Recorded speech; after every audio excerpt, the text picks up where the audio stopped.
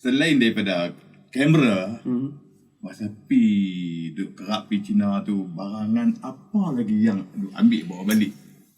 Saya pernah buat satu rekod Ya. pi balik hari. Itu Pi satu balik hari. cerita yang menarik Pi balik hari ni cerita dia. Masa tu, Jauh pula. masa tu kita nak pi ke China. Kita kena pi ada visa. Ada visa. Start 2 tahun ke belakang ni baru tak payah ambil visa. Pi ikut mana? Okey. Ambil visa masa tu di KL. Di KL. Kita kena pergi KL. Tapi kita ada option untuk orang utara. Kita boleh pergi di Songkla.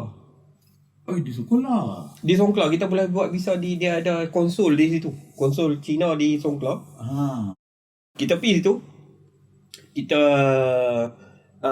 buat hantar pagi, petang boleh ambil. Kalau sekolah dekat lah. Dekat lah. Sebab dari sini. Sebab kadang-kadang tu kita dapat single entry. Kadang double entry. Kita bodek dapat double entry.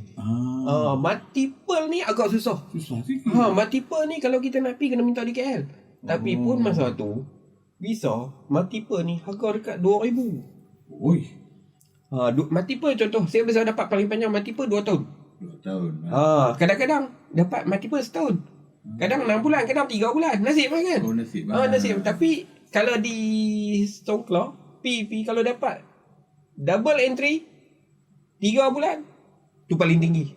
Paling tinggi. Tapi kita tak ada option lain sebab kita yang dekat tu kita nak pergi di KL jauh. Jauh sikit.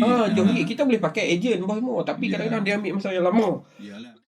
Lepas daripada tu, saya nak pergi, tiket tak ambil pergi ni.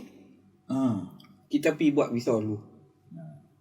Pergi buat visa, terlajak masa sikit. Dia kata pagi kita pergi hantar ke 12 lebih. Dia kira petang. Dia kata kalau lagu tu dia kata kena ambil esok. Petang ni tak boleh ambil. Tidur sana. Tapi tidur sana siap berapa duit je tidur. Iyalah. Semalam 780 ringgit. Kita harga tak ada masalah sangat. Kadang-kadang masa. Jadi kita pun kalau balik pun 2 jam juga daripada Songkla tu. Iyalah. Dengan jam apa semua kan. Pergi pun pergi dengan tu lah. Nak cepat kan. Kita rumah kita dengan badan 5 kilo lah. Tak jauh lah. Pergi. Dia kata ni, tak apa kita tunggu. Esok mai. Dia kata esok keluar tu. Kita tak boleh ambil tiket ni. Duk ada depan mata. Ambil tiket. Baru ambil. Ambil. Masuk mai. Ambil baju. Fly. Dari Penang. Penang Terus Hong Kong. Hong Kong.